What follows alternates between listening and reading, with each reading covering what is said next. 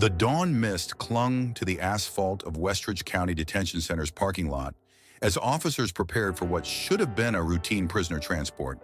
The orange glow of sunrise had barely broken over the horizon as Officer Ethan Sullivan adjusted the specialized K9 vest on his partner Maverick, a 2-year-old German Shepherd with intelligent amber eyes that missed nothing. "First big transport, boy," Ethan whispered, checking the vest's straps one final time. "Let's make it count." Maverick's ears perked forward at the sound of his handler's voice, his body alert yet calm. The dog's coat glistened in the early morning light, each defined muscle a testament to the rigorous training they'd completed together. The specialized vest, reinforced with lightweight Kevlar and emblazoned with K9 Unit in reflective lettering, fit the Shepherd's powerful frame perfectly. Ethan ran his fingers along Maverick's neck, feeling the steady pulse beneath thick fur. His own heart wasn't nearly as steady. The morning air carried the scent of wet asphalt and pine from the surrounding forests, mingling with the institutional smell of the detention center. A combination of industrial cleaners, metal, and something distinctly human that permeated all correctional facilities, regardless of how well maintained they were. The massive concrete structure of Westridge Detention Center loomed behind them, its walls stained dark from years of rain and industrial pollution. Built in the 1970s, the facility had undergone multiple renovations, but still retained the oppressive architectural style of its era: small windows, with thick security glass guard towers at each corner, and a perimeter fence topped with coiled razor wire that caught the early morning light like dew on a spider's web. His palms were slick with sweat as he ran through the mental checklist his father had drilled into him during childhood. Growing up as the son of Richard Sullivan, the region's most respected K9 trainer, had meant expectations were impossibly high. Every move Ethan made was scrutinized compared to the gold standard his father had established during his 3 decades, building the department's K9 program from nothing into one of the most respected in the country. The memory of his father's funeral still felt fresh. Just 4 months ago, cancer had taken the man who seemed invincible throughout Ethan's childhood.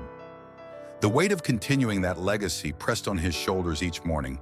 He put on the uniform each time he gave a command to Maverick. The dog had been his father's final training project, a last gift and an impossible standard all at once.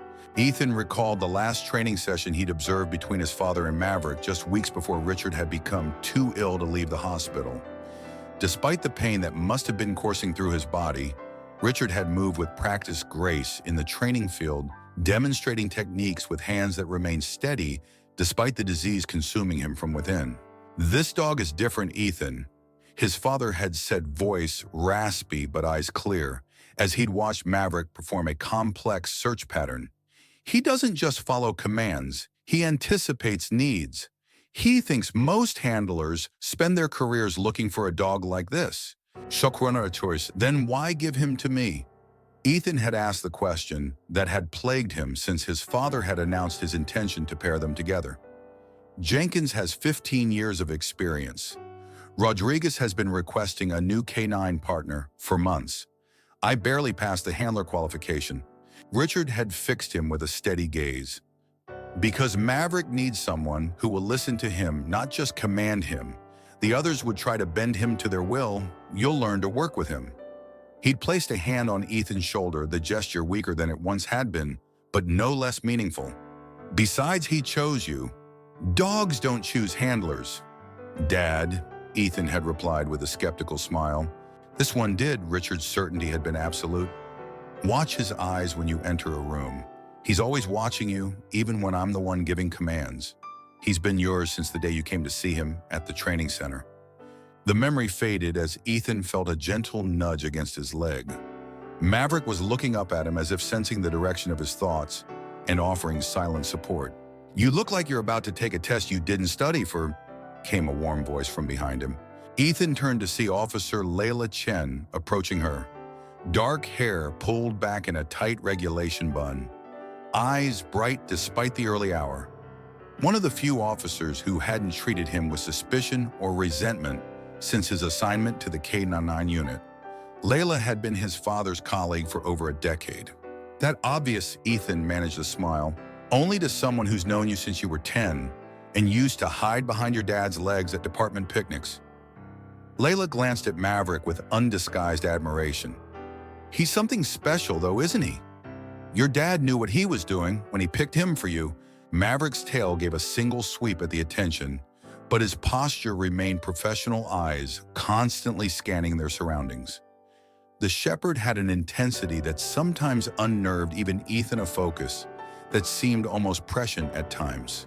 I keep wondering if I'm the right handler for him, Ethan admitted quietly, voicing the doubt that had plagued him since his assignment. Dad could have chosen anyone in the department. Layla's expression softened. Richard knew exactly what he was doing. He always said there were two kinds of canine handlers, those who saw their dogs as tools and those who saw them as partners. You've always understood the difference. Officer Sullivan, Captain Victor Blackwood's sharp voice cut through their conversation. Transport briefing now. Ethan straightened immediately, giving Maverick the subtle hand signal to heel. Captain Blackwood was a 20-year veteran with a reputation for running operations with military precision. His square jaw and perpetually furrowed brow gave him the appearance of someone who hadn't smiled in decades. The captain made no secret of his skepticism about Ethan's rapid placement in the K-9 unit, a position many believed had come through his father's connections rather than merit. "Good luck," Layla murmured before moving toward her assigned position with the transport team. She gave Ethan's arm a supportive squeeze as she passed, a gesture not lost on the officers gathering for the briefing. Several exchanged knowing glances, another piece of evidence in their ongoing assessment of the young officer they considered undeserving of his position. As Ethan approached the gathering of officers, he felt the familiar weight of assessment from his colleagues. Some nodded in acknowledgement, but others, particularly those who had applied for K-9 positions, themselves over the years regarded him with barely concealed resentment. Officer Marcus Torres, a 15-year veteran who had been passed over for the K-9 unit, twice deliberately shifted to create more space as Ethan joined the circle. "Nice of the prince to grace us with his presence," Torres muttered just loud enough for Ethan to hear. "Must be nice having a dynasty to step into." Ethan kept his expression neutral. Though the barbs stung, Torres had been one of his father's most dedicated students, spending countless off-duty hours at the training center. When Richard had chosen Ethan to handle Maverick instead of promoting Torres from within the department, the veteran officer had taken it as a personal betrayal. The morning briefing was held in the shadow of the transport van, a heavily reinforced vehicle with steel mesh over the windows and specialized reinforced doors. Though the department had used the same transport procedures for years, Captain Blackwood insisted on detailed briefings before every operation, a practice that had earned him both respect and eye-rolling among the ranks. Today's transport includes 8 high-risk inmates. Blackwood announced, his voice carrying across the parking lot with commanding authority. 3 violent offenders, 2 former gang leaders, and 3 flight risks. Zero margin for error, people. Procuri. The captain's eyes lingered on Ethan and Maverick. "This is not a training exercise, Officer Sullivan. Keep that animal under control at all times." Ethan nodded stiffly. "Yes, sir." Blackwood unfolded a map on the hood of the lead patrol car, weathered hands spreading it flat against the metal surface. The transport convoy consists of 3 vehicles. Lead car with myself and Officer Ramirez, the armored transport van containing the 8 prisoners in the trailing vehicle with Sullivan and his K-9. Several of the veteran officers exchanged glances at this announcement. Usually a rookie wouldn't be assigned such a critical position in the convoy.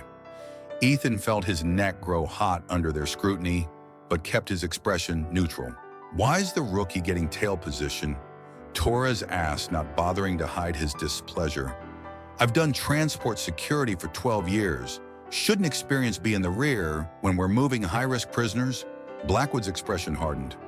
"Officer Torres, if you'd like to discuss assignment decisions, we can do so in my office after this transport is complete. Until then, your position is in the transport van with Officers Collins and Jensen." His tone left no room for discussion. "Unless you'd prefer to submit your concerns in writing and sit this one out," Torres' jaw tightened, but he said nothing further. Merely shooting Ethan a look that communicated his thoughts clearly enough, Ethan understood the politics at play. Blackwood wasn't doing him any favors by giving him the tail position. Quite the opposite. The captain was setting him up for scrutiny, placing him in a position where any mistake would be immediately apparent to the entire team. Convoy formation is standard.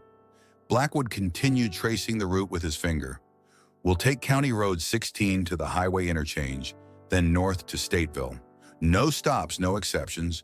Radio check every 15 minutes. Questions? We're on. His gaze swept the assembled officers, daring anyone to speak. The weather report indicates fog developing along the northern stretch of the route. Officer Ramirez noted, checking his phone. Could reduce visibility around the Wilson Creek area. Noted. Blackwood replied, we'll adjust speed accordingly, but the schedule remains. Any other legitimate concerns? When no one spoke, he nodded sharply. Mount up. The officers dispersed to their assigned vehicles. As Ethan moved toward his SUV, Torres stepped into his path, speaking in a low voice that wouldn't carry to the others. Your father built this unit from nothing, Sullivan, 25 years of sweat and sacrifice. How long do you think it'll take you to tear it down? Before Ethan could respond, Torres turned away, heading toward the transport van. The comment lingered like a physical presence as Ethan guided Maverick toward their vehicle. The German Shepherd seemed to sense his handler's tension, pressing closer to Ethan's leg than protocol strictly allowed, offering comfort in the only way he could. The heavy doors of the transport van slammed shut with finality as the last prisoner was secured inside. Officer Wade Collins, a veteran transport specialist with a reputation for by-the-book precision, gave the thumbs up to Blackwood. As Ethan guided Maverick into the back seat of their patrol SUV, specially modified with a K9 compartment, he felt the familiar knot of anxiety tightening in his chest. His father's voice echoed in his memory. The most dangerous moment is the one where you think nothing can go wrong. The convoy vehicles rumbled to life in sequence. The lead car rolled forward, followed by the transport van, its reinforced exterior gleaming dully in the early morning light. Ethan took a deep breath, put the vehicle in drive, and followed, completing the convoy as it moved through the secured gates and onto the road that would take them to the state penitentiary 60 miles north. Inside the transport van, Officer Torres sat opposite the row of shackled prisoners, his expression professionally neutral as he assessed each inmate. Beside him, Collins checked restraints methodically, while Jensen maintained position near the front, dividing the security coverage evenly throughout the vehicle's interior. Look at this fine welcome committee, remarked prisoner Isaac Delaney, a career criminal with 3 prior convictions for armed robbery. His voice carried the easy confidence of someone who had spent most of his adult life navigating the prison system. Torres, I thought they promoted you out of babysitting duty by now. Torres didn't react to the bait, maintaining the professional distance that had kept him alive through 15 years of corrections work. Enough talking. Delaney, transportation protocol is clear. Always about protocol with you guys. Delaney sighed dramatically, shifting against his restraints. Makes for a boring ride. From his position near the rear of the van, Adrian Vance observed the exchange with calculated interest. Unlike the other prisoners who wore their criminal histories in their posture and expressions, Vance carried himself with military discipline. Back straight eyes constantly moving, assessing his face betrayed nothing as he systematically studied the van's interior, the officers' positions and the restraint mechanisms securing him to the floor. You're new, he commented quietly to the prisoner beside him, a nervous first-timer named Elijah Carter, who had been sentenced for a drug offense that had turned violent. First transport Tuachunanon. Carter glanced at him nervously, clearly trying to decide whether responding would violate the no-talking rule. Yeah, he finally whispered. Vance nodded slightly. Relax your shoulders. Those restraints will dig in if you stay tense the whole ride. The advice seemed genuinely helpful, though Vance's motivations had nothing to do with the younger man's comfort. As the advice was delivered in a quiet, non-threatening tone, the officers didn't intervene. Vance had calculated this, precisely establishing himself as helpful, non-disruptive, practically invisible. It was a technique he had perfected over years of planning escapes. Become furniture, not a threat, and the guards eventually stopped watching you quite so carefully. The roads stretched before them, still damp from overnight rain that had left puddles reflecting the brightening sky. Traffic was sparse this early, just the occasional truck passing in the opposite direction. Inside his vehicle, Ethan settled into position, maintaining precisely 3 car lengths between his SUV and the transport van ahead. Maverick sat alert in his compartment, his posture relaxed but vigilant eyes fixed on the view through the windshield. The Shepherd had been specifically trained for transport security, capable of detecting unusual behavior, escape attempts, or threats from outside the convoy. Richard Sullivan had pioneered specialized scent detection training that went beyond the standard narcotics and explosives work. Maverick could identify the chemical changes in human bodies experiencing extreme stress or aggression, making him particularly valuable during prisoner movements. The radio crackled to life. "Radio check all units." Captain Blackwood's voice was crisp and professional. "Transport secure, all prisoners accounted for," responded Collins from the van. "The tail position secure," Ethan confirmed, glancing at Maverick, who remained calm and attentive. With the routine check complete, Ethan allowed himself to exhale. They'd passed the Westridge County line and were now on the most isolated stretch of the journey. 20 miles of nothing but farmland and forests separating them from the neighboring county. The 2-lane highway curved gently through rolling hills covered with pine and oak, the occasional homestead set far back from the road. Ethan's thoughts drifted to his father. Richard Sullivan had been a legend in law enforcement circles, pioneering training techniques that revolutionized how K-9 units operated throughout the state. Where traditional handlers saw their dogs as tools to be directed, Richard had insisted they were thinking partners, with unique insights humans couldn't access. The memory of his 10th birthday surfaced unexpectedly, one of the defining moments in his relationship with both his father and the K-9 program. Richard had taken him to the department's training center, instead of the amusement park his friends had all expected. Initial disappointment had quickly transformed into fascination as his father had walked him through a demonstration of what a properly trained police dog could accomplish. A dog processes the world through senses we can barely comprehend. His father had explained watching a young Belgian Malinois track a scent through an obstacle course. Their noses can detect particles at concentrations of parts per trillion. To put that in perspective, Ethan, that's like being able to taste a teaspoon of sugar dissolved in 2 Olympic-sized swimming pools. Young Ethan had been mesmerized as the dogs systematically worked the course, never distracted or confused, despite the multiple false trails the trainers had laid. They don't overthink or second-guess their instincts. Richard had continued his pride in both the dog and program. Evident, when your dog tells you something's wrong, you listen, even if you can't see or smell what they're detecting. At lunch, Richard had introduced him to veteran K-9 handler Samuel Washington, a towering man with gentle hands who had let Ethan meet his partner, a German Shepherd named Rex, who had more field commendations than any other dog in the unit's history. "Your dad's changing how police work with dogs across the country," Washington had told Ethan as they'd watched Rex demonstrate scent discrimination exercises. "Most departments treat these animals like equipment. Your father treats them like colleagues with specialized skills." That philosophy had solved dozens of cases over the years, locating victims and suspects in situations where human searchers had failed repeatedly. It had also created friction with by-the-book officers like Blackwood, who preferred protocol over instinct every time.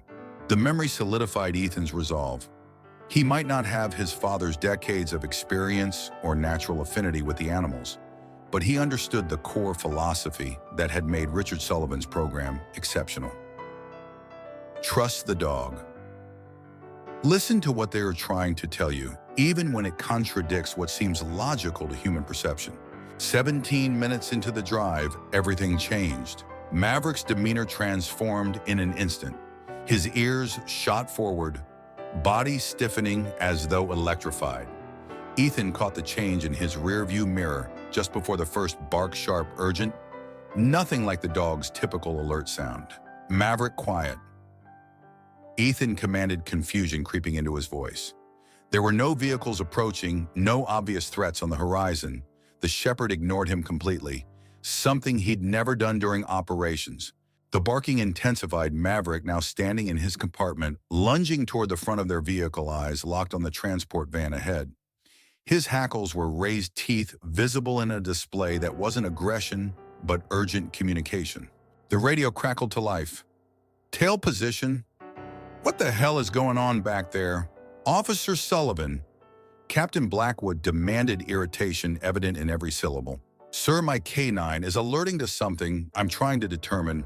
Control your animal, Officer Sullivan. Blackwood cut him off. That racket is unprofessional and distracting. Yes, sir, working on it, Ethan replied, heat rising in his cheeks. Maverick, down, quiet. The dog responded by barking more frantically now, throwing his weight against the compartment barrier, still focused intently on the transport van.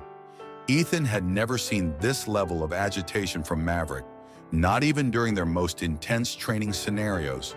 The shepherd's behavior had bypassed alerting and gone straight to alarm, the distinction his father had drilled into him during countless training sessions.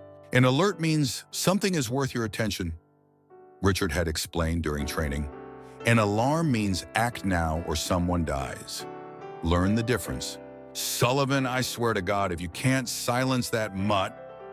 Blackwood's threat was clear anger vibrating through the radio connection.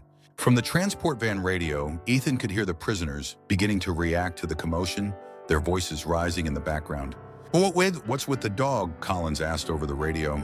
Officer Sullivan can't control his pet. Blackwood replied scathingly, maintain course and speed. Sweat beaded on Ethan's forehead as he wrestled with his options. Every training protocol said to maintain convoy integrity.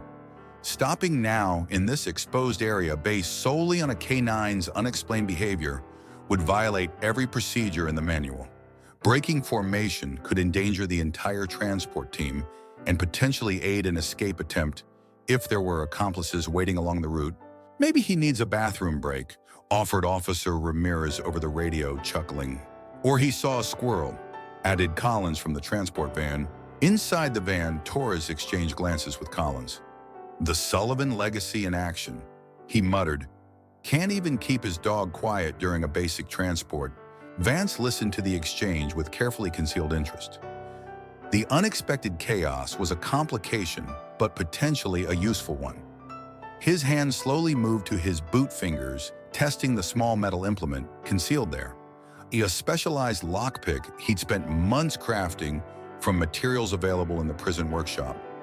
The movement was imperceptible, practiced over countless hours in his cell, until it appeared as nothing more than a prisoner shifting uncomfortably against restraints.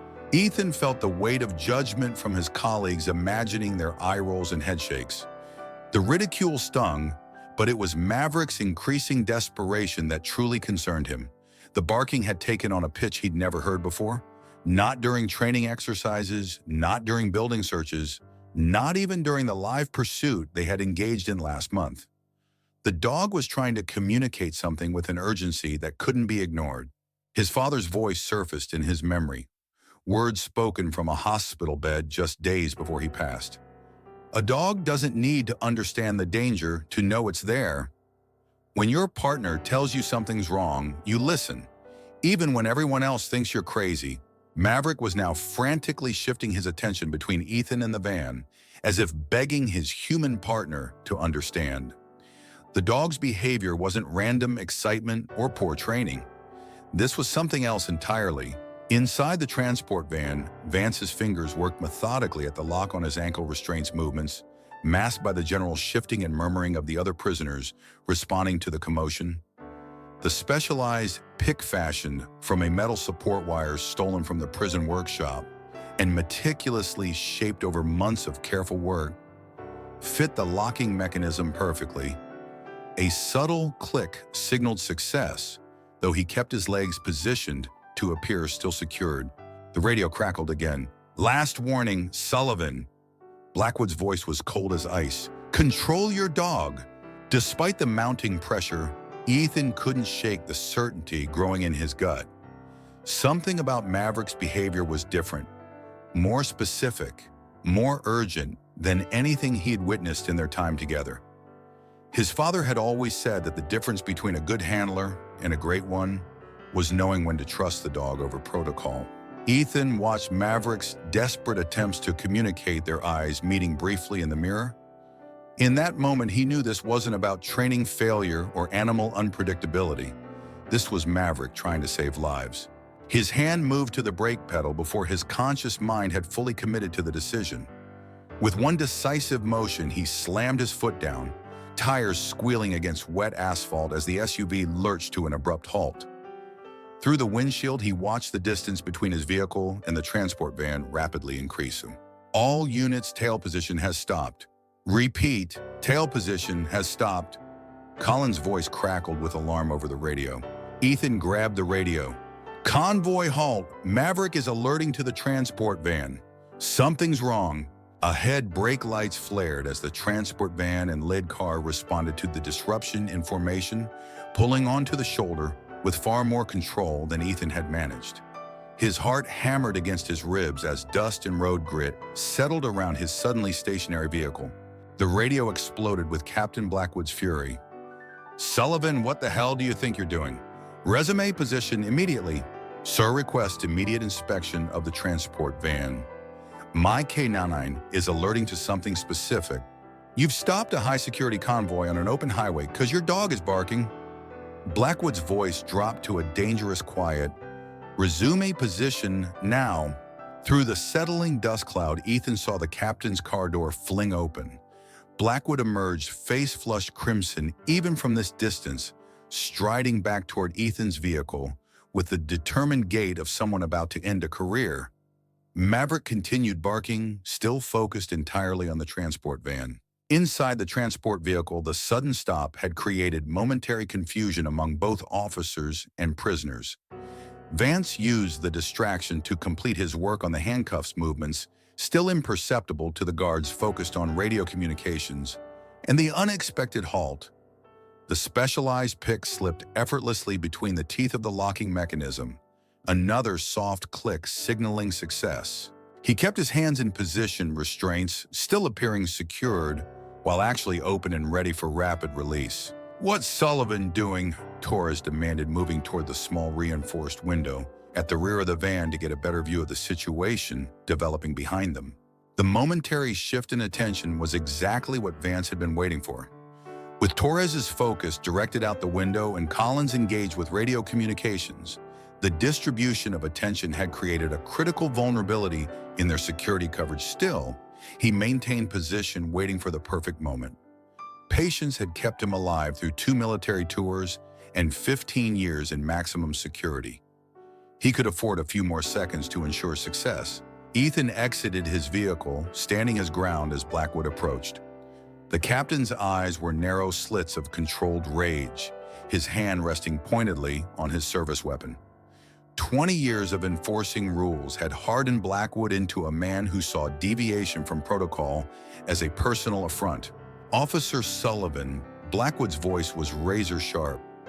You have exactly 5 seconds to explain why you've compromised this entire operation before I place you under arrest for insubordination. Ethan straightened his spine, forcing his voice to remain steady. Sir Maverick is trained to detect threats. He's alerting specifically to that transport van in a way I've never seen before. You've been a K9 handler for 12 weeks, and suddenly you're the expert on K9 behavior. Blackwood's sarcasm cut through the morning air. My father trained me my entire life, sir. Ethan replied, surprised by the steadiness in his voice. And he always said that when a dog like Maverick acts this way, something is very wrong. Your father is a dead officer, Blackwood said flatly, and your career is about to join him if you don't get back in that vehicle. The cruel words landed like physical blows, but instead of backing down, Ethan found his resolve hardening. Sir, what's the harm in checking? If I'm wrong, I'll submit my resignation immediately. Oh, you'll be doing that regardless. Blackwood shot back. From the transport van, Collins called out, Captain, what's the situation? Blackwood turned away from Ethan, shouting back, Nothing, just an inexperienced handler who can't control his animal. Ethan took advantage of the captain's momentary distraction to open his rear door. Maverick leapt out immediately, making a beeline for the transport van, his barking now even more frantic. "Maverick heel," Ethan called, but the dog was locked in mission mode, stopping directly in front of the transport van's rear doors, his posture rigid with alertness. Inside the van, Vance knew the window of opportunity was narrowing. The unforeseen complication of the K-9 unit's behavior threatened to expose his carefully laid plans. Through the metal mesh covering the rear windows, he could see the shepherd practically throwing itself against the van doors, barking with a focused intensity that suggested the animal had somehow detected his intent or actions. Torres moved away from the window, exchanging concerned glances with Collins. "Maybe we should check the prisoners," he suggested, his hand moving instinctively toward his weapon. "The dog seems pretty convinced." Collins hesitated, protocol warring with prudence. "Captain's orders are to maintain position. We don't open doors mid-transport." "Yeah, but Sullivan's dog," Torres began, "is creating a distraction." Collins finished firmly, "We stick to protocol." Vance realized his window was closing rapidly. The conversation had diverted attention from him momentarily, but the K-9's continued alerting would soon have all eyes back on the prisoners. It was now or never. Several of the other officers had exited their vehicles, now watching the drama unfold with expressions ranging from embarrassment to curiosity. Collins and Officer Jensen stood nervously by the van, hands on their weapons, uncertain how to proceed. "Get that dog away from my transport," Blackwood ordered, advancing toward Ethan again. "You've just thrown away your career. You realize that?" Ethan swallowed hard, acutely aware of the professional suicide he was committing. Yet something beyond logic propelled him forward. The absolute certainty in Maverick's behavior, the echo of his father's wisdom, and the growing conviction that something was genuinely wrong. "Sir," he said quietly, "I believe there's an imminent threat to this transport. If I'm wrong, I'll accept all consequences. But please check the van." Blackwood stared at him for a long moment, jaw working with suppressed fury. Finally, he turned to the transport guards. "Fine, open it up. Let's prove once and for all what happens when daddy's connections get you a job you're not qualified for." The transport guards exchanged uncertain glances as Captain Blackwood approached. "Sir, this is against protocol. We're not supposed to open the transport doors outside a secure facility," Collins pointed out. "I'm aware of the protocol, Officer Collins. I wrote half of it," Blackwood snapped. "But apparently we need to indulge Officer Sullivan's pet project before we can continue with our actual jobs." Ethan kept his expression neutral, despite the barb focusing, instead on Maverick, who had positioned himself squarely in front of the van's rear doors. The dog's attention was laser-focused, ears forward, body quivering with tension. Collins inserted his key into the exterior lock, while Jensen drew his weapon and stood ready. "Stand back from the doors. Prisoners' hands visible." Jensen called through the small communication port. The heavy metal door swung open with a hydraulic hiss. Inside, the dim interior revealed 2 rows of prisoners secured to their seats with both handcuffs and ankle restraints, each connected to the floor with additional chain systems. The standard transport configuration was designed to make movement nearly impossible.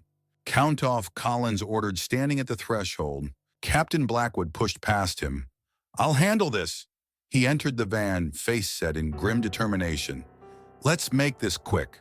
Ethan remained outside with Maverick, whose barking had suddenly ceased, replaced by focused attention. The dog's eyes tracked something specific within the van, his body language shifting from alert to targeting posture, the stance he took when honing in on a specific threat. Inside, Blackwood began the prisoner count, moving methodically down the center aisle. "1," he called. "Here," responded the first prisoner, a heavily tattooed man who lifted his cuffed hands. "Tur Tungwom," another prisoner acknowledged with a nod and raised hands.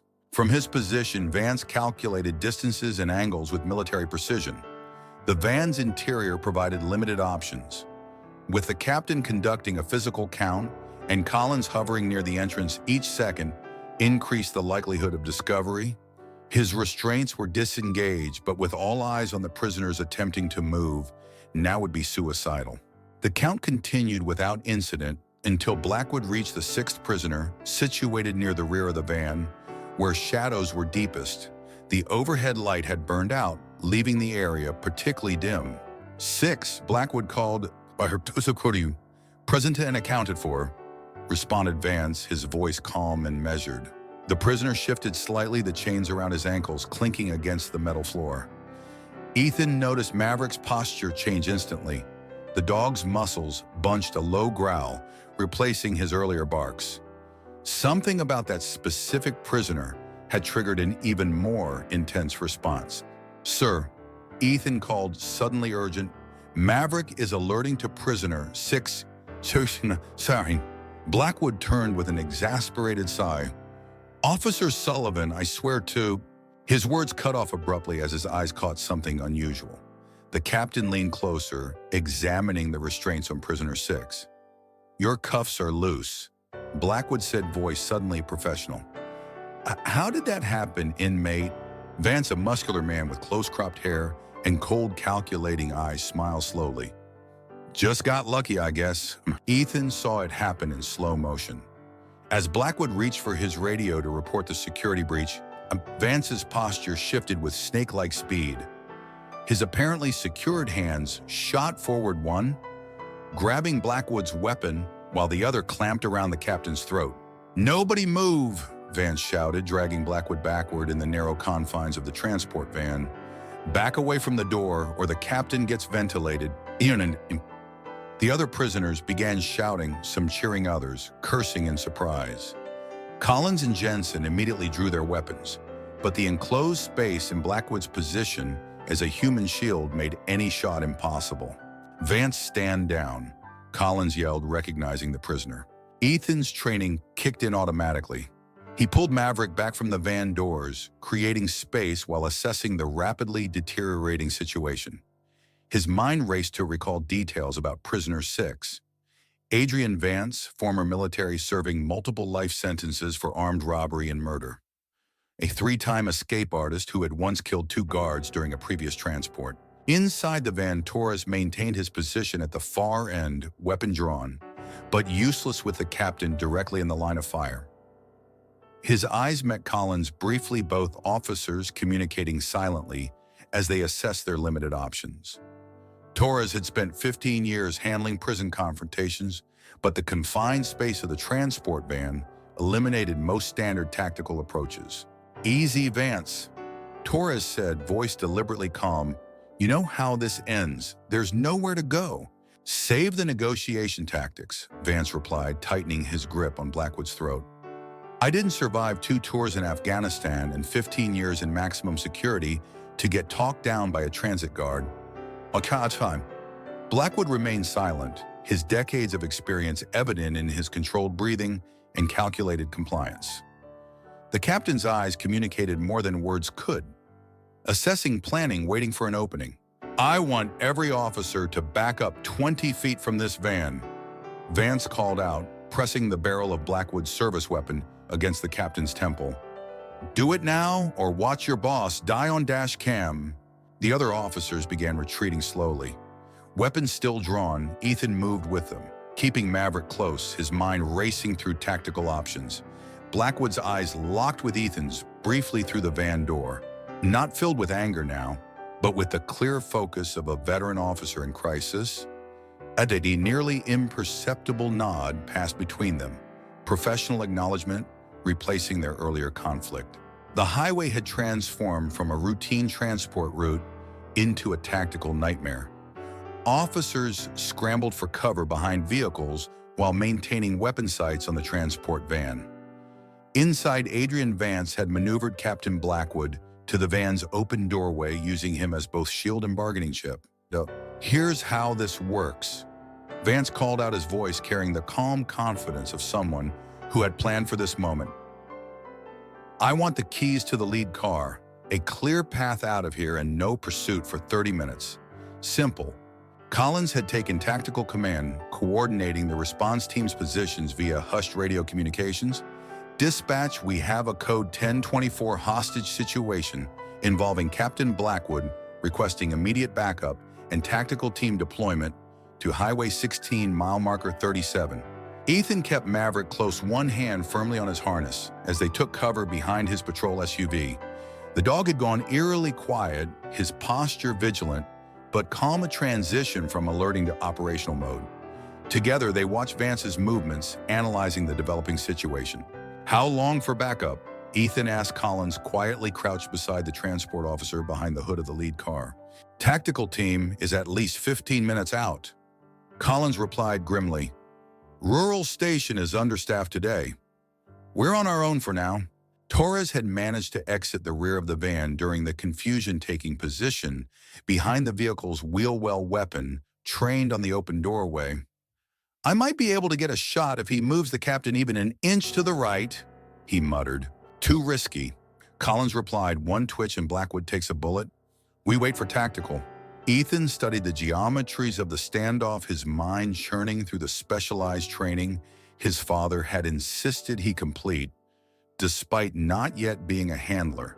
At the time, Richard Sullivan had developed protocols specifically for hostage situations involving K-9 unit scenarios most departments never bothered to train for. "You," Vance called out, looking directly at Ethan. "K-9 officer, step forward where I can see you alone." Ethan exchanged glances with Collins, who gave a reluctant nod. Moving slowly, Ethan stepped into the open, stopping 15 feet from the van. "That's far enough," Vance said. "Your dog sensed something was wrong, didn't he? Smart animal, smarter than most people give him credit for." "He is," Ethan replied evenly. Assessing the hostage situation with trained eyes, Blackwood was conscious, his expression controlled despite the gun pressed to his head. "Well, Officer Sullivan, you and your dog just complicated what should have been a perfect escape.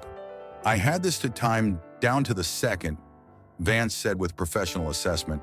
"My associates are waiting at the county line. Would have been cleaner if you hadn't stopped the convoy." "There are accomplices waiting?" Ethan asked, realizing Vance was revealing information intentionally. "Highway maintenance crew that doesn't exist," Vance confirmed with a small smile. "They're probably wondering what's taking so long." Inside the van, the other prisoners had grown quiet, watching the drama unfold with varying degrees of interest and concern. Most had pressed themselves against the far side of the vehicle, distancing themselves from the confrontation. Only Delaney seemed entertained, a smirk playing at the corners of his mouth as he watched the officers scrambling to respond. "Might want to reconsider your retirement plans, Captain," Delaney called out. "This doesn't look like it ends with a gold watch and pension." "Shut up," Torres hissed from his position. "All of you against the wall, hands where we can see them." The prisoners complied, though Delaney's smirk remained firmly in place. Dispatch's voice crackled over the radio. "All units backup is 12 minutes out. Tactical team ETA, 17 minutes. Vance laughed. "Too late." "Now, Officer Sullivan, since your dog is the reason for this little detour, you're going to help me get those keys, bring them here." "Nice and slow." Ethan nodded, turning toward the lead car where the keys would be. As he moved, he caught sight of Maverick positioned at the edge of his SUV, partially hidden from Vance's view. An idea began forming. His father's voice echoed in his memory. "When standard tactics fail, a well-trained dog offers options human officers don't have. They can move in ways humans can't predict, strike from angles that seem impossible, and most importantly, they don't hesitate when circumstances demand immediate action. The rest of you," Vance called to the other officers, "put your weapons down and kick them away. I know police protocol, captain's life comes first, right?" He tightened his grip on Blackwood, causing the captain to wince. Reluctantly, the transport guards placed their weapons on the ground. Ethan returned with the keys, stopping at the designated distance. "Toss them here," Vance ordered. Ethan complied, throwing the keys to land just beyond the van's step. Vance would need to move forward slightly to retrieve them, a calculated placement. "Now, where's that dog of yours?" Vance asked, eyes scanning the area. "I secured him in my vehicle." Ethan lied smoothly. "He's trained to attack armed suspects. Wouldn't want him misinterpreting the situation." "Smart move," Vance nodded approvingly. A K9 would complicate things. Ethan maintained eye contact with Vance, careful not to glance toward where Maverick was actually positioned. The shepherd had crawled beneath the transport van, completely invisible to Vance, but in perfect position to launch an attack if commanded. "What happens to the captain once you have the car?" Ethan asked, stalling for time. "That depends on how smoothly the next few minutes go." Vance replied, "I don't want to hurt anyone, but I'm not going back to a cell. 18 years inside is enough." While maintaining conversation, Ethan was conducting a silent assessment. The captain's position, Vance's grip on the weapon, the distance to cover all factors in the rapidly forming plan. Most importantly, he noted that Vance's attention was divided between the officers, the keys just out of reach, and planning his next move. "You were military," Ethan observed, continuing to engage Vance while subtly shifting his own position. "Special Forces right at our 2 tours with Army Rangers before I found more profitable work." Vance confirmed, a hint of pride in his voice. "Which is why I know exactly what you're all thinking. The tactical approaches, the response times the protocol. I know it better than most of you." Blackwood's eyes met Ethan's briefly. The captain had caught on to the stalling tactic. Despite their earlier confrontation, a moment of professional understanding passed between them. "I need water." Blackwood spoke suddenly, his voice raspy. "Can't breathe right with this arm around my throat. Sir, we have water here." Ethan offered, gesturing toward his patrol vehicle. "It would show good faith to allow basic humanitarian needs." "Fine," Vance snapped after a moment's consideration. "Get it slowly." From his position behind the wheel well, Torres watched the exchange with growing frustration. The rookie was playing a dangerous game, and Torres couldn't tell if it was part of a coherent strategy or merely desperation. His finger rested lightly against his weapon's trigger, waiting for the fraction of a second that might provide a clean shot. "Sullivan knows what he's doing," Collins whispered, noting Torres's tension. "Look at his positioning. That's straight from the Richard Sullivan hostage playbook."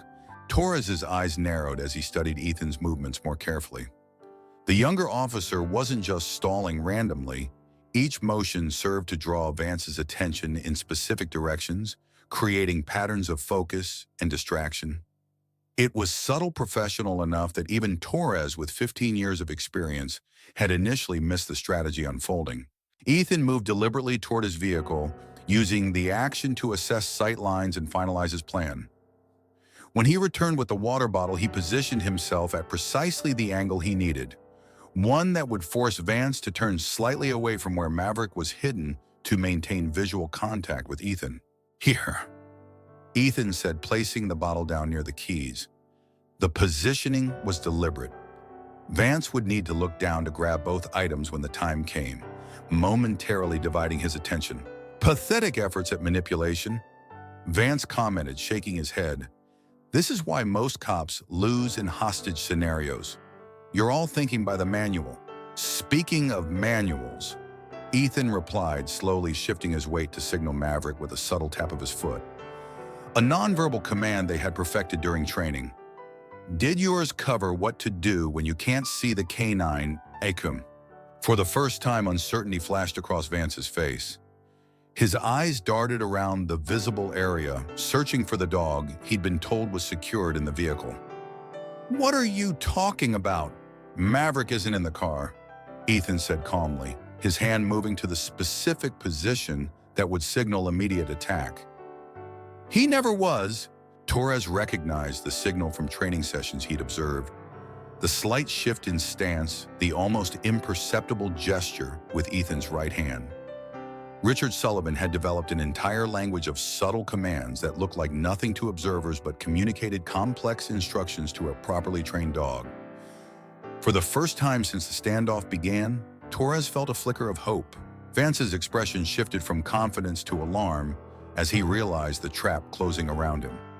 His eyes swept the area, frantically searching for the dog he'd dismissed as irrelevant.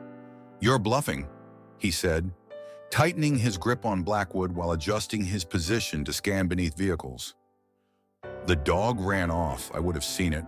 "The keys," Vance said suddenly, gesturing with the gun toward the ground. Pick them up and hand them to me now." "Of course," Ethan replied, moving forward slowly as if to comply. As he bent toward the keys, he made the decision. His right hand dropped to his side finger, snapping once. A sharp, barely audible sound that would mean nothing to human ears, but carried specific meaning to his partner. From beneath the transport van, Maverick emerged like a phantom. No barking, no warning.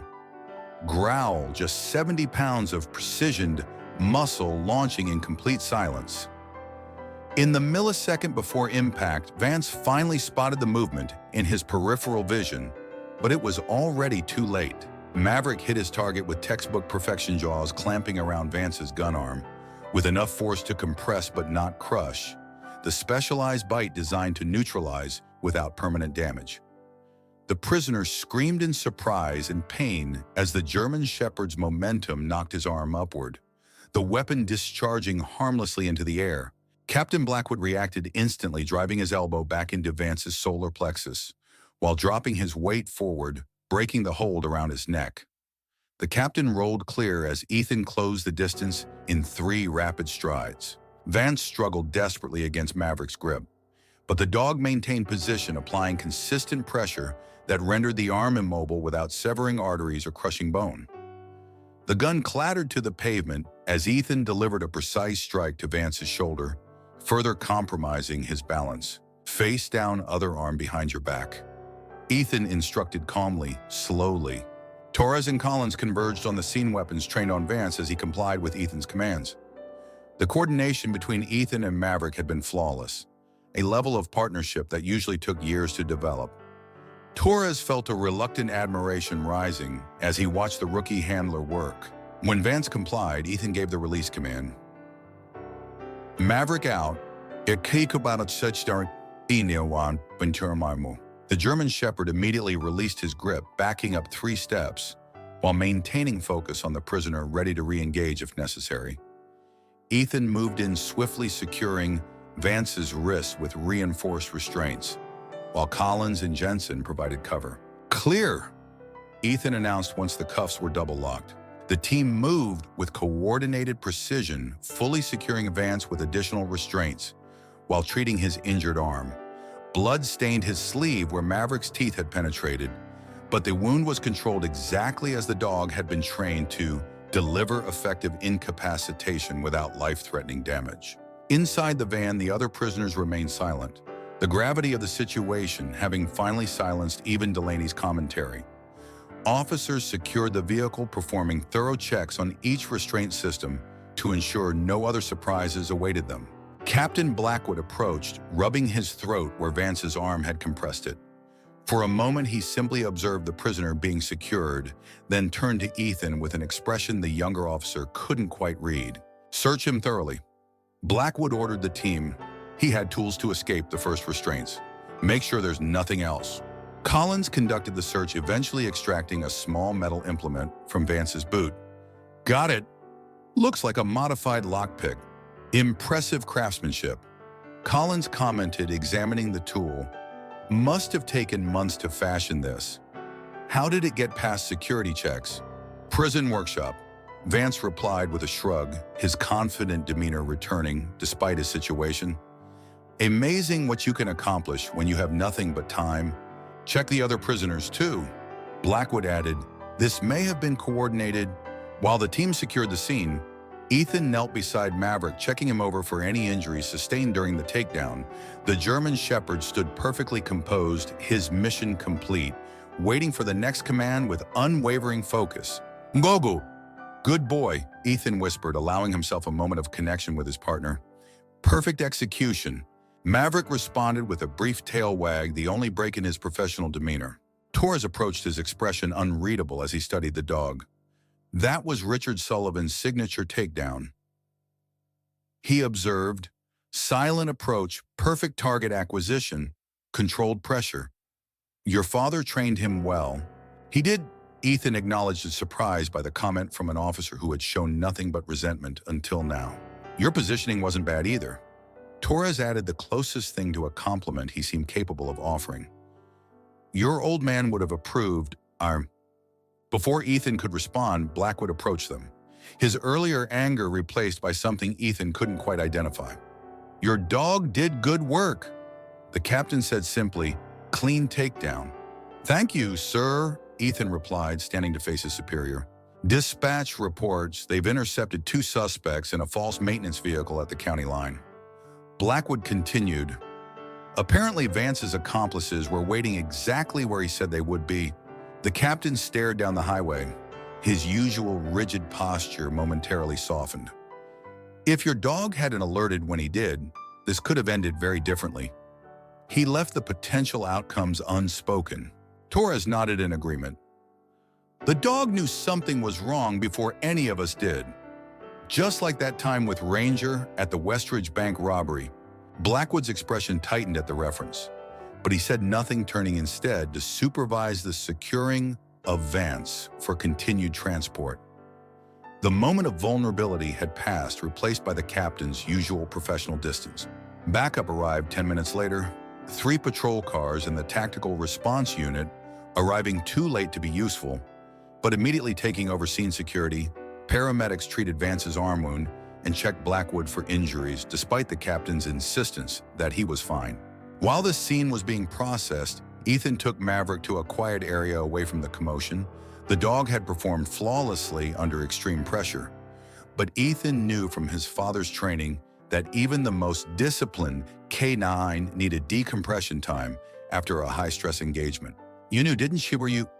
he said quietly, kneeling to meet Maverick at eye level. "You picked up on something none of us could see or smell, just like Dad always said you could." The German Shepherd gazed back at him with intelligent eyes that seemed to understand every word.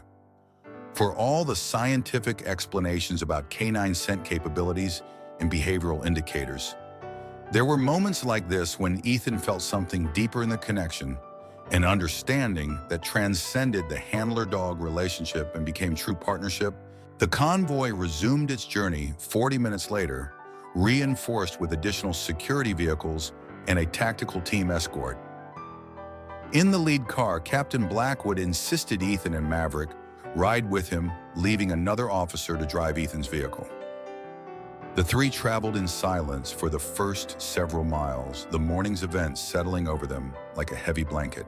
"You risked your career today," Blackwood finally said, eyes fixed on the road ahead.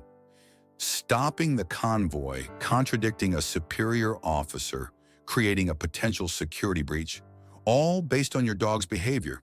Ethan tensed, preparing for the disciplinary speech he'd been expecting. "Yes, sir. In 22 years with this department, I've seen officers make calls based on hunches, evidence experience, but never solely on a K9's unexplained alert." Blackwood glanced in the rearview mirror at Maverick, who sat alert in the back seat. Most handlers would have overridden their dog's behavior, especially with a superior officer demanding it. "My father always said that questioning your dog's instincts in a critical moment could be the difference between life and death." Ethan replied, "I couldn't ignore what Maverick was telling me." Blackwood nodded slowly. "Your father was one of the most stubborn men I ever worked with, drove me crazy with his unorthodox training methods and constant challenges to standard protocol." A hint of something like respect softened his voice. "But his canines had the highest success rate in the state. I never understood how. He believed in building true partnerships, not just handler-dog relationships." Ethan explained, "He said most departments train dogs to be tools, but they should be trained as thinking team members." Today proved his point. Blackwood conceded, rubbing his neck where Vance's arm had compressed his throat. "If you and Maverick hadn't been there, this transport would have gone very differently. People would have died, myself included most likely." The captain fell silent for several miles, seemingly lost in thought. Ethan watched the landscape passing outside the same road that had seemed so ordinary just hours ago now, forever changed in his memory. "Your father and I weren't always at odds, you know," Blackwood said suddenly. 20 years ago, when we were both starting out, we were actually friends." Ethan turned in surprise. His father had never mentioned a friendship with a by-the-book captain. "What happened?" he asked carefully. Blackwood's hands tightened on the steering wheel. Riverview bank robbery, 2007. Richard and his first K9. What was his name? Earworm. Ranger Ethan supplied. Right, Ranger. The dog kept alerting to something at the scene, but I was incident commander and we had protocols to follow. I ordered Richard to control his dog and stick to the plan. Blackwood's voice had taken on a distant quality, as if the memory was playing out before him. Richard argued, said Ranger was telling us something important, but I pulled rank. We followed procedure to the letter. The captain paused, his expression hardening. 2 officers died that day. The robbers had a hidden accomplice in a location. Ranger kept trying to indicate. If I'd listened, he shook his head. After that, Richard and I could barely work together. He never said, I told you so, but he didn't need to. And I became even more committed to procedures, thinking if we just had better protocols, nothing would go wrong again. Ethan sat in stunned silence. His father had never shared this story. I remember coming home from school that day. Ethan said slowly, pieces of memory falling into place. Dad was sitting at the kitchen table, still in uniform, just staring at nothing. Mom said he'd had a bad day and to leave him alone. He took Ranger out to the training field behind our house and worked with him until well after midnight. I could hear him from my bedroom window. Blackwood nodded. Richard took those deaths personally, felt like it was his fault for not pushing harder, for not making me listen to what Ranger was trying to tell us. He drew a deep breath. Truth is, it was my fault. I was the incident commander. I made the call, but your father, being who he was, saw it as his failure to advocate properly for his partner. He changed after that. Ethan recalled, started spending more time developing the K9 program, less time at home. Mom said he was determined to make sure no other handler ever faced what he did that day. That program saved my life today. Blackwood acknowledged I was wrong today. He added simply, and I was wrong. Then some things can't be captured in a manual. The rest of the journey passed in thoughtful silence, the significance of the captain's confession hanging between them. When they finally arrived at the state penitentiary, the tactical team took custody of Vance and the other prisoners without incident. As the transport concluded, Blackwood pulled Ethan aside. I'm recommending you and Maverick for a departmental commendation, he said, and I'm initiating a review of our K9 protocols. Your father's methods deserve wider implementation. Thank you, sir, Ethan replied, genuinely surprised.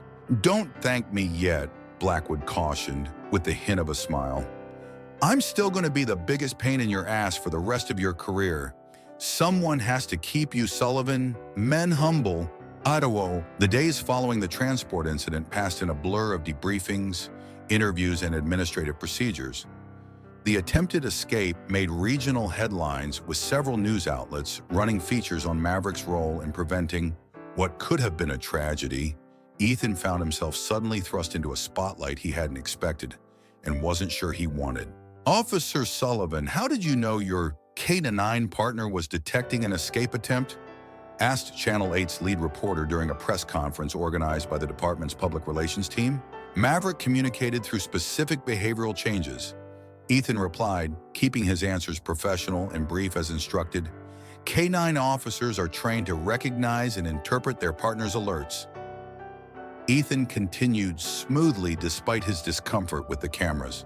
Maverick communicated his concerns in a way that was unmistakable to someone familiar with his specific alerting patterns. The reporter pressed further.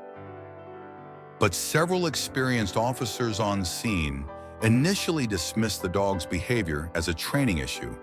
What made you so certain he was detecting a genuine threat? Ethan considered his response carefully. My father always taught that there's a fundamental difference between an alert and an alarm. Maverick wasn't just alerting to something unusual, he was actively trying to prevent a dangerous situation. The intensity and focus of his response indicated immediate threat, not just general interest. Captain Blackwood, standing at the periphery of the impromptu press conference, nodded slightly in approval. The department's public affairs officer stepped in at that point, limiting further questions and steering the conversation toward the department's ongoing commitment to security. Later that afternoon, as Ethan completed the detailed incident report in the K-9 unit's cramped office space, Torres appeared in the doorway, leaning against the frame with arms crossed. "Decent job out there with the press," he said, his tone suggesting this was as close to a compliment as Ethan was likely to receive. "Could have made yourself the hero of the story, but you kept it about the dog." Ethan looked up from his paperwork.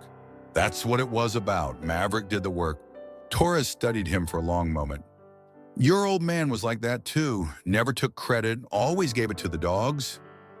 He stepped into the office, closing the door behind him. "Look, Sullivan, I was out of line before about the nepotism comments. Were you?" Ethan asked, maintaining eye contact. "Because from where I stood, it looked like a reasonable conclusion. Father put son in charge of his prize dog without the standard years of experience. I'd probably have thought the same thing." "Maybe," Torres acknowledged with a shrug.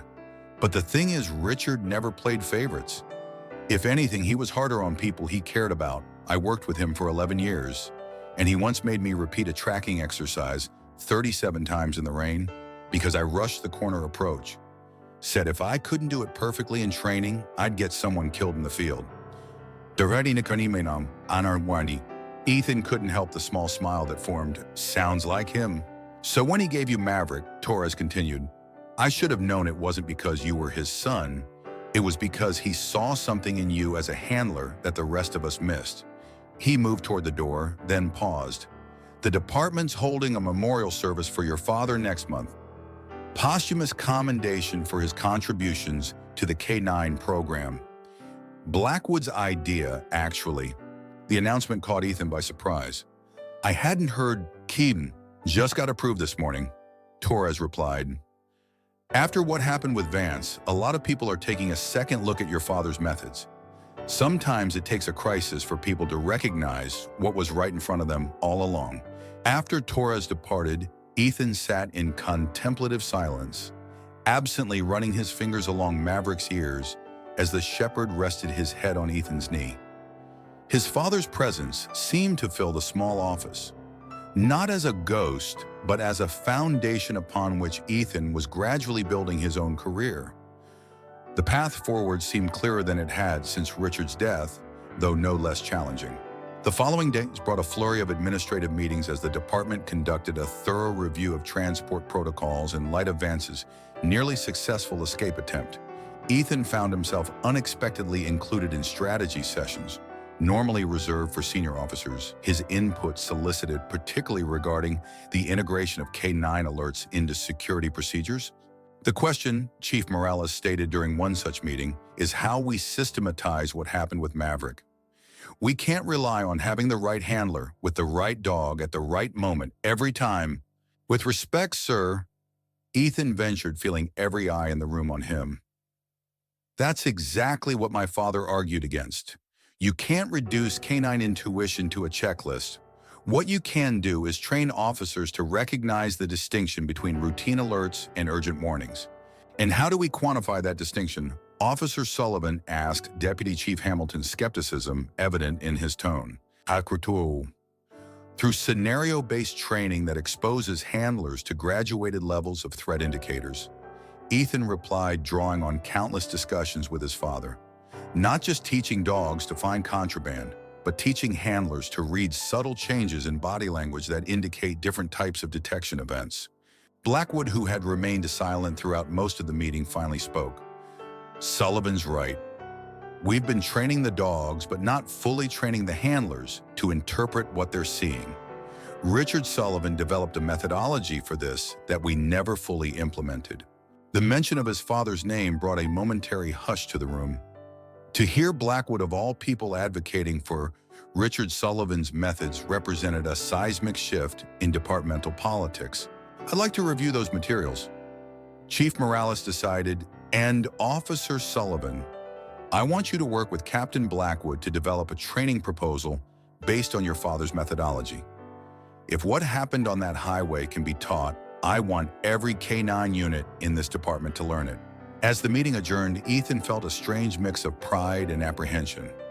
The opportunity to advance his father's work was everything he could have hoped for, but the responsibility of properly translating Richard's intuitive understanding of canine behavior into teachable protocols was daunting. "Don't overthink it," Blackwood advised as they walked back to the canine unit.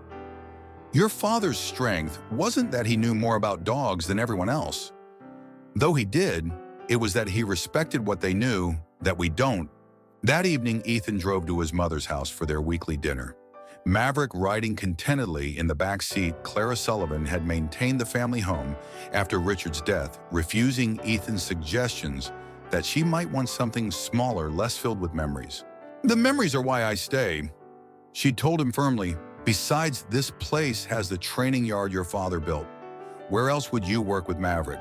As they pulled into the driveway of the modest farmhouse sitting on 5 acres of land, Ethan could see his mother waiting on the porch, her silver-streaked dark hair pulled back in a ponytail. At 62, Clara Sullivan remained active and independent, having built her own career as a veterinary technician while supporting her husband's dedication to law enforcement. "Narari, there's my boys," she called as Ethan released Maverick from the vehicle. The shepherd bounded up the steps to greet her with dignified affection, accepting her scratches behind his ears with obvious pleasure. "I saw you on the news," she added, hugging Ethan tightly. "Your father would have been so proud." Inside the house smelled of pot roast and fresh bread, comfort food that had sustained the Sullivan family through decades of late nights, emergency calls, and the ever-present stress of law enforcement work. "The department's organizing a memorial service for Dad," Ethan said as they settled at the kitchen table. "Posthumous commendation for his work with the K9 program?" Clara nodded, her expression a complex mixture of pride and lingering grief. About time they recognized what he built. She studied her son's face carefully. "How are you handling all this attention? You never were one for the spotlight." "It's not really about me," Ethan replied, helping himself to the meal she'd prepared. "It's about what Maverick did, what Dad's training methods accomplished." Clara murmured, unconvinced. "Just remember that your father never wanted you to be his carbon copy. He wanted you to find your own way forward." After dinner, they walked the perimeter of the property together, following the training course Richard had constructed over years of weekends and evenings. Every obstacle, every challenge had been built with purpose, designed to develop specific skills in the dogs he trained. Maverick moved through the familiar course with effortless precision, muscle memory, guiding him through jumps and tunnels he had navigated countless times under Richard's guidance. "He spent the last month of his life out here with that dog," Clara said, watching Maverick work. "Even when the pain was so bad he could barely stand, I asked him once why Maverick was so important. Why not let someone else finish his training?" She fell silent for a moment, remembering. "He said because he's the one who'll keep Ethan safe when I can't anymore." The simple statement hit Ethan with unexpected force. He had assumed his father had paired him with Maverick because he believed Ethan could properly handle the exceptional animal. The thought that it might have been the other way around, that Richard had prepared Maverick specifically to protect his son, had never occurred to him.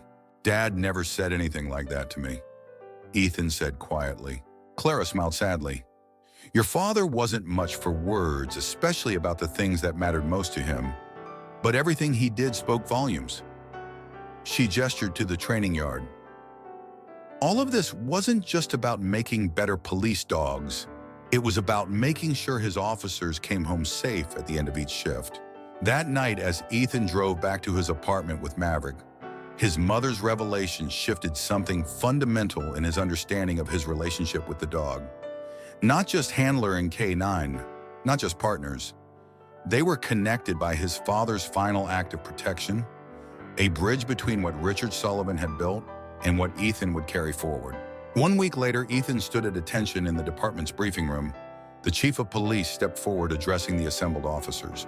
"Today we recognize exceptional service that prevented what could have been a tragedy."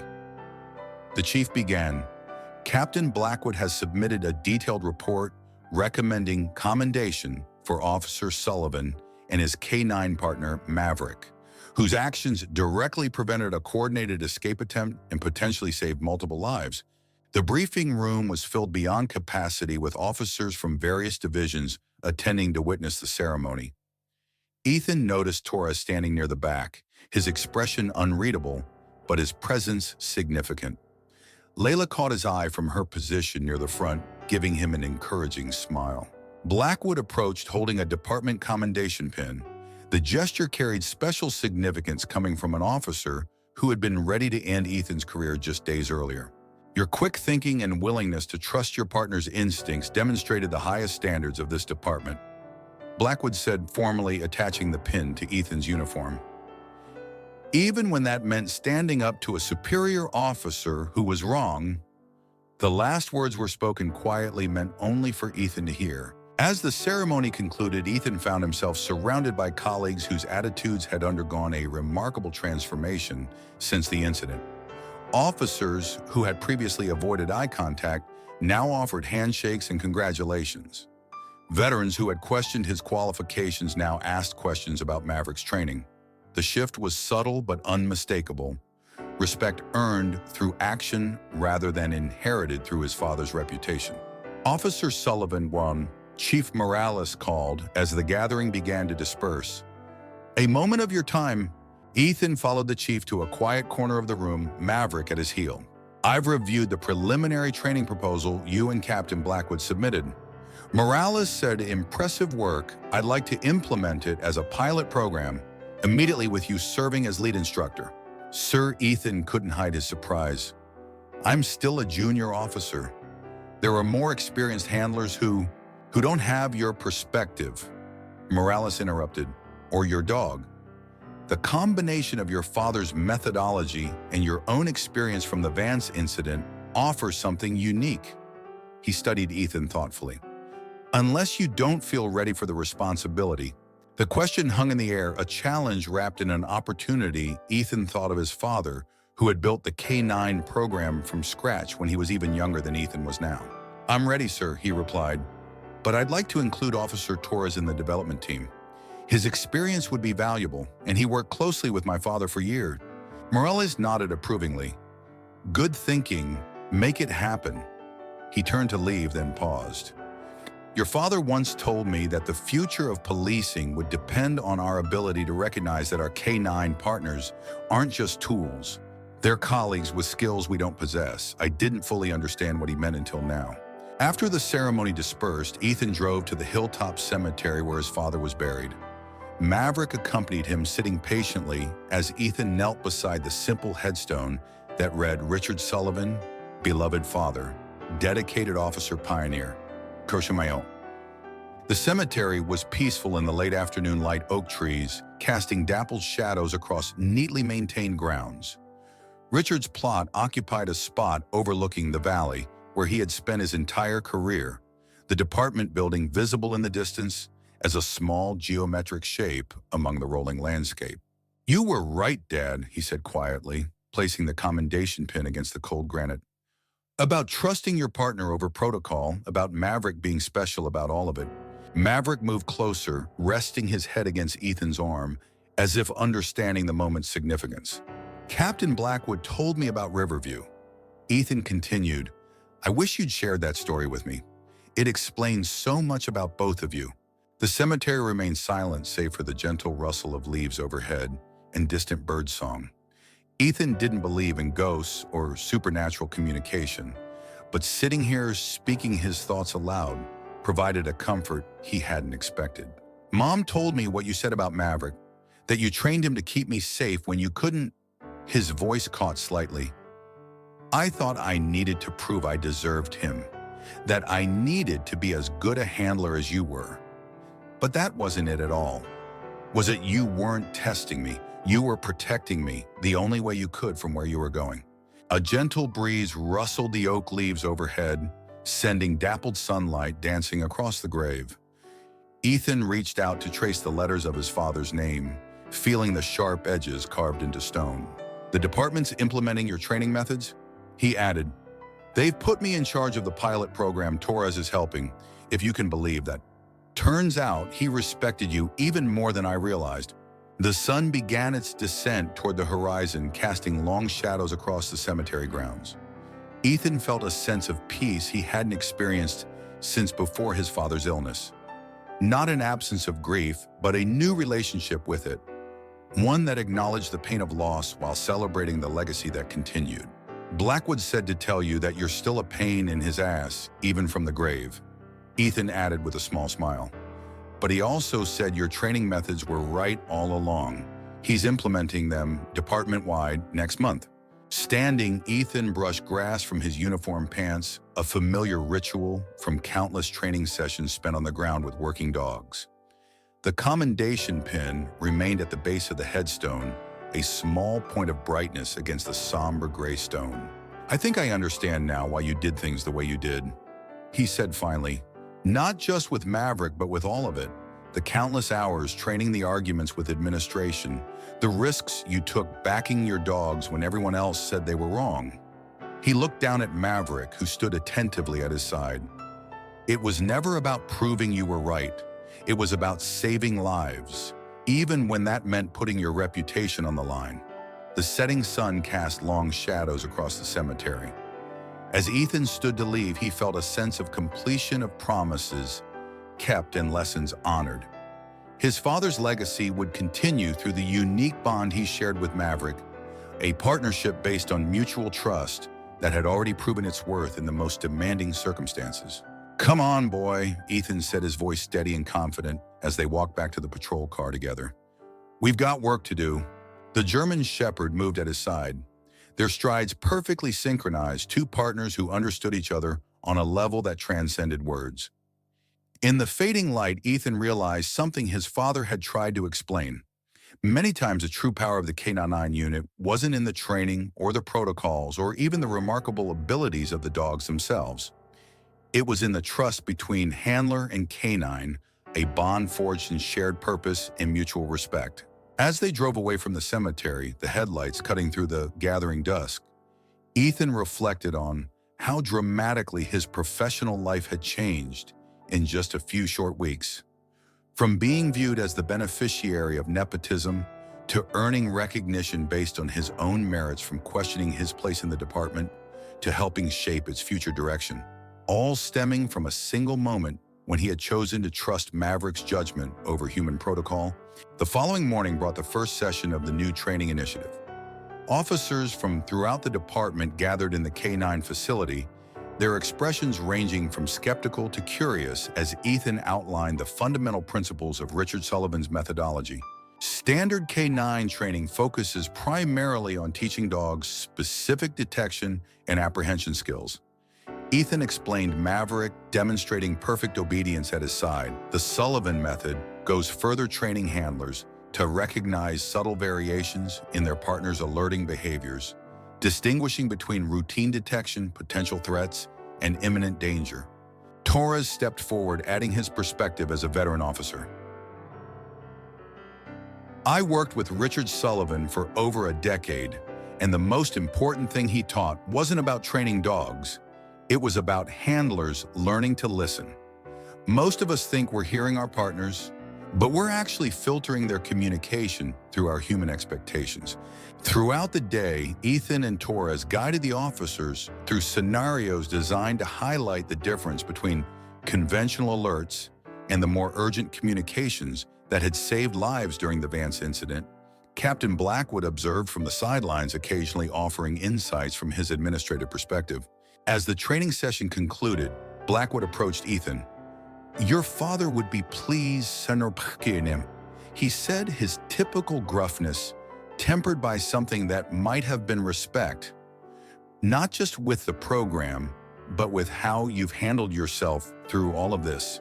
Thank you, sir, Ethan replied. That means a lot coming from you. Don't get used to it, Blackwood warned, though, without real heat. I meant what I said about still being a pain in your ass. Someone has to make sure you don't get complacent. I wouldn't expect anything less, sir, Ethan responded with a slight smile. As the weeks passed, the pilot program gained momentum, attracting attention from neighboring departments, interested in implementing similar approaches. Ethan found himself increasingly comfortable in his role as instructor, drawing on his father's teachings while adding insights from his own experiences with Maverick. The memorial service for Richard Sullivan drew attendees from law enforcement agencies across the state, many bringing their K-9 partners as a mark of respect. Clara sat beside Ethan during the ceremony, her quiet dignity a stabilizing presence as speakers shared stories of Richard's contributions to the field. "Your father never sought recognition," Chief Morales noted in his address. "He sought results, safer officers, more effective investigations, and a deeper understanding of the unique capabilities our K-9 partners bring to law enforcement. Today we honor not just his achievements, but his vision for what the partnership between handler and dog could become." When it came time for Ethan to speak, he approached the podium with Maverick at his side, feeling the weight of expectation from the assembled officers. "My father often said that working with dogs taught him more about being human than any other experience in his life." Ethan began. "He believed that our K-9 partners offer us something beyond their extraordinary senses and abilities. They offer us a different way of seeing the world, uncomplicated by human prejudices and preconceptions." As he spoke, Ethan realized that he was no longer simply reciting his father's philosophy. He was articulating his own evolving understanding of the bond between handler and dog, shaped by his experiences with Maverick, but uniquely his own. "The Vance incident proved what my father always maintained." He continued that sometimes when human judgment is clouded by procedure or expectation, our partners can perceive what we cannot. The challenge for us as handlers isn't teaching our dogs to detect threats. They already do that naturally. The challenge is learning to listen when they try to tell us what they know.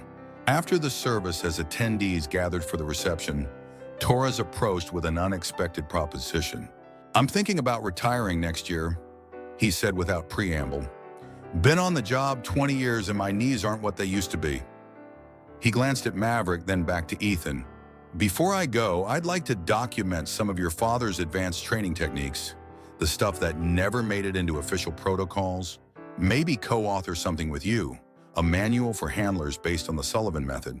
The offer represented more than a professional collaboration. It was an acknowledgement that Torres saw Ethan as a legitimate custodian of Richard Sullivan's legacy, capable of preserving and extending his work. "I'd be honored," Ethan replied, extending his hand. As spring turned to summer, the rhythms of police work continued, with Ethan and Maverick responding to calls, conducting searches, and participating in operations throughout the county. Yet something fundamental had changed in how they were perceived by their colleagues. The skepticism that had once greeted Ethan's appointment to the K-9 unit had been replaced by a quiet respect, not for his father's name, but for the partnership he had forged with Maverick and the results they consistently delivered. On a bright July morning, almost 6 months after the Vance incident, Ethan responded to a missing child call. In a rural area of the county, a 4-year-old boy had wandered away from a family picnic, disappearing into dense woods that bordered a fast-moving river. Standard search protocols were already underway, with patrol officers establishing a perimeter and search teams methodically covering the most likely areas. "Sullivan, we've got teams working concentric circles from the last known sighting," Lieutenant Parker briefed him as Ethan arrived with Maverick. "Child's been missing approximately 90 minutes. No signs of foul play, just wandered off according to the parents." Ethan assessed the situation quickly. "Has anyone given Maverick something with the child's scent?" The boy's mother approached, clutching a small blue t-shirt. "He was wearing this earlier. Will it help your dog find him?" Her voice trembled with barely controlled panic. "Yes, ma'am," Ethan assured her, accepting the shirt and allowing Maverick to familiarize himself with the scent. Maverick is specially trained for searches like this. As the German Shepherd worked the initial area where the child was last seen, Ethan observed his partner's behavior with the heightened awareness his father had instilled and recent experiences had sharpened. Maverick moved with purpose, nose working the air currents, body language communicating his processing of the complex scent landscape. When he suddenly changed direction, heading away from the systematic search grid the other teams were following, Ethan followed without hesitation. "Sullivan, where are you going?" Parker called over the radio. "That area's already been cleared by Team 2. Maverick's on something." Ethan replied simply, were following his lead. The dog moved with increasing urgency, leading Ethan away from the picnic area and deeper into the forest, traveling perpendicular to the river rather than toward it as everyone had expected. After nearly a mile, Maverick's behavior shifted again. The relaxed tracking posture transforming into the more intense, alerting stance Ethan had come to recognize as indicating imminent discovery. A head barely visible among dense underbrush lay an abandoned well shaft, its rotting wooden cover partially collapsed. Maverick stopped at the edge, looking back at Ethan with unmistakable urgency in his posture. "I've got something," Ethan radioed, approaching the well cautiously. "Possible location, old well shaft about a mile northwest of the picnic area." Kneeling beside the opening, Ethan called down, "Hello, is anyone down there?" A faint whimpering sound responded, so quiet it would have been imperceptible if not for the absolute stillness of Maverick beside him. Ears pricked forward in concentration. "I need immediate backup with rescue equipment." Ethan radioed, his voice calm despite the adrenaline coursing through him. "Child located in abandoned well shaft. Conscious but condition unknown." Within 20 minutes, the rescue team had arrived, carefully extracting the terrified but largely uninjured boy from the 30-foot shaft. As paramedics examined him, the child's mother embraced Ethan, tears streaming down her face. "How did you find him?" she asked. "Nobody even knew that well was there." Ethan glanced at Maverick, who sat patiently nearby. "Mission accomplished." "I didn't find him," he replied honestly. "My partner did." Later, as they returned to the station after completing the necessary reports, Ethan took a detour to the hilltop cemetery. The summer sun was beginning its descent, casting a golden glow across the peaceful grounds as he and Maverick made their way to Richard Sullivan's grave. "Another save for the Sullivan method," Ethan said quietly, sitting beside the headstone. "The kid would have died down there if we'd stuck to the standard search grid. No one even knew that well existed. It wasn't on any of the maps." Maverick settled beside him, resting his head on his paws, with the contented exhaustion of a working dog who has fulfilled his purpose. Ethan absently stroked the shepherd's thick fur, feeling the strong heartbeat beneath his hand. "I understand now what you were trying to teach all those years." He continued, "It's not about the handler being in control. It's about the partnership knowing when to lead and when to follow." He smiled slightly. "Torres says I'm starting to sound just like you." Not sure if that's a compliment or not coming from him. The cemetery remained peaceful, disturbed only by the occasional bird call or rustle of leaves in the gentle summer breeze. In these quiet moments of reflection, Ethan often felt closest to his father's memory, not grieving his absence, but celebrating the knowledge and wisdom he had passed on. The pilot program's being expanded to 3 neighboring counties. He added, Blackwood's actually become its biggest advocate, if you can believe it. Says it's the most significant advance in canine operations he's seen in 20 years. As the sun dipped lower, painting the sky in vivid oranges and reds, Ethan prepared to leave. "Mom's doing well. She's volunteering at the animal shelter now, says it keeps her busy. She misses you, but she's finding her way." Standing, he brushed grass from his uniform pants, a gesture so familiar it had become almost ritualistic. "I miss you too, Dad. But every day with Maverick, it's like you're still teaching me something new." Maverick rose as Ethan did, stretching briefly before assuming his position at his handler's side. Together, they walked back to the patrol car, their movements synchronized through months of partnership and thousands of hours working as a team. As they drove back toward headquarters, Maverick sat alert in his compartment, amber eyes scanning the road ahead. Ethan glanced in the rearview mirror, meeting that intelligent gaze for a moment. In that silent exchange was everything that mattered: partnership, trust, and the promise to listen when it counted most. And in that promise, his father's legacy lived on. Back at the station, the shift change was underway as evening officers arrived to replace their daytime counterparts. Ethan completed his paperwork on the well rescue, filing the detailed reports that would become part of the growing body of evidence supporting the Sullivan method's effectiveness. Captain Blackwood appeared in the doorway of the K9 unit's office, observing Ethan and Maverick with something approaching approval in his typically stern expression. Impressive work today, Sullivan. He acknowledged. Parker says you went directly to the well location while the other teams were still searching the wrong areas. Maverick did the work. Ethan replied, I just followed his lead. And that's precisely why the Sullivan method works. Blackwood noted, most handlers would have overridden their dogs when they diverted from the search grid. You didn't. He stepped fully into the office, closing the door behind him. The chief wants to expand your training program statewide, thinks it could become a model for departments across the country, and the proposal represented an opportunity and responsibility far beyond anything Ethan had imagined when he first joined the K-9 unit. What had begun as a personal quest to honor his father's legacy was evolving into something that could potentially transform how law enforcement utilized K-9 partners nationwide. That's a big step, Ethan said carefully. I'm not sure I have the experience to lead something that scale Wekio. Richard wasn't much older than you when he started building our K-9 program from scratch. Blackwood replied, and he didn't have the advantage of following a proven methodology. He studied Ethan thoughtfully. Think about it. This could be a chance to complete what your father started. After Blackwood departed, Ethan remained at his desk, absently scratching behind Maverick's ears as he considered the captain's words. The shepherd leaned into his touch with quiet contentment, the simple connection grounding Ethan as he contemplated the path forward. His father had built something remarkable from nothing, fighting institutional resistance and traditional thinking every step of the way.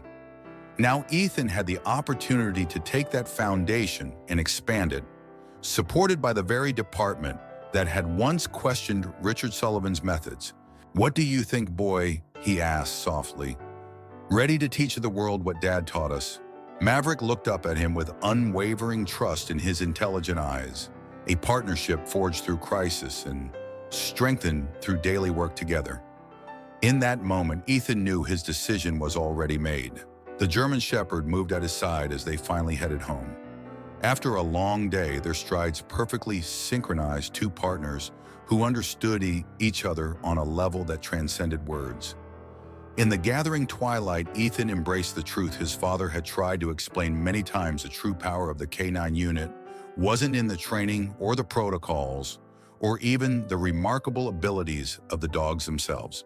It was in the trust between handler and K-9, a bond forged in shared purpose and mutual respect. As their car pulled away from the station, the last light of day fading into dusk, Ethan felt a profound sense of rightness about the road ahead.